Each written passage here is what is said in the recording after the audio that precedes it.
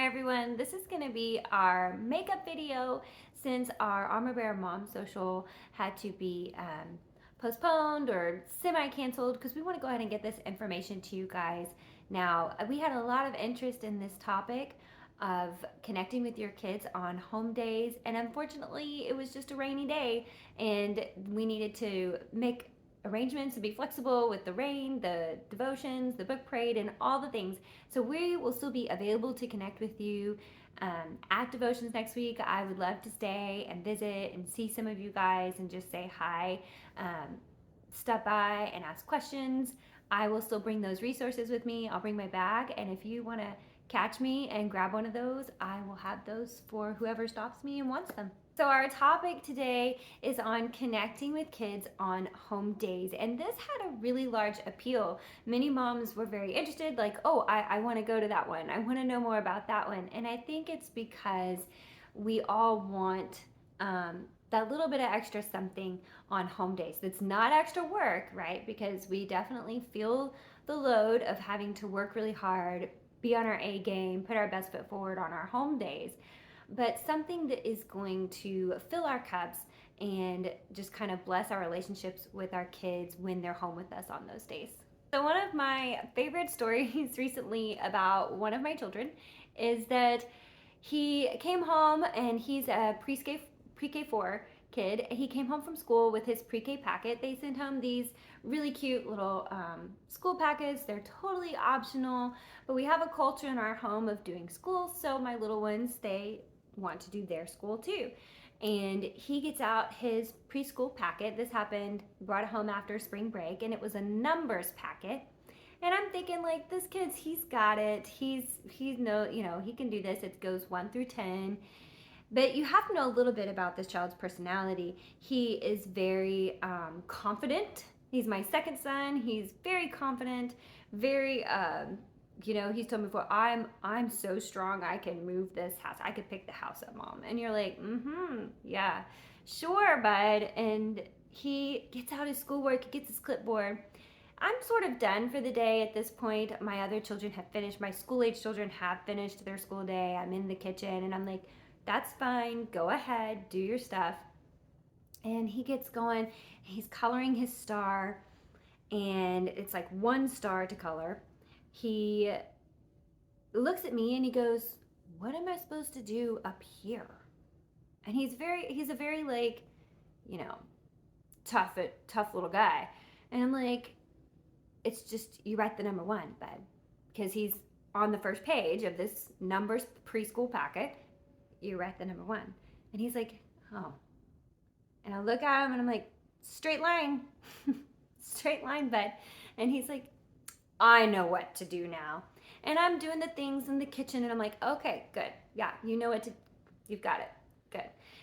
And I glance over to check, just to check, to oversee what's happening. And he is ever so intently, slowly drawing a horizontal straight line along the dotted midline. Whoa, okay.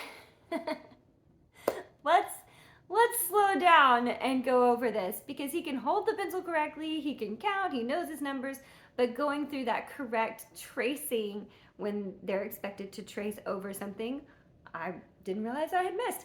So it gave me a whole new appreciation for how far my other kids have come. My second grader, my third grader, and we're not even like halfway through school, but I am amazed and so grateful for all that they have learned and are continuing to learn, all that they've just achieved and gaining knowledge, whether that's penmanship and history and math. And so when I look at this in the long term, of where I want them to be and how I want them to grow as they take responsibility for their learning, that what is going to be that connector all throughout, when we're going from like tracing the number 1 to launching children to be functioning adults, taking responsibility all on their own, that what is that connecting factor through the years in our everyday lives when they did school with mom or at home with a parent, that wasn't just the worksheets. And that's what brings me back to this need, this desire for me to have something in my home days that is kind of special just for me and my kids.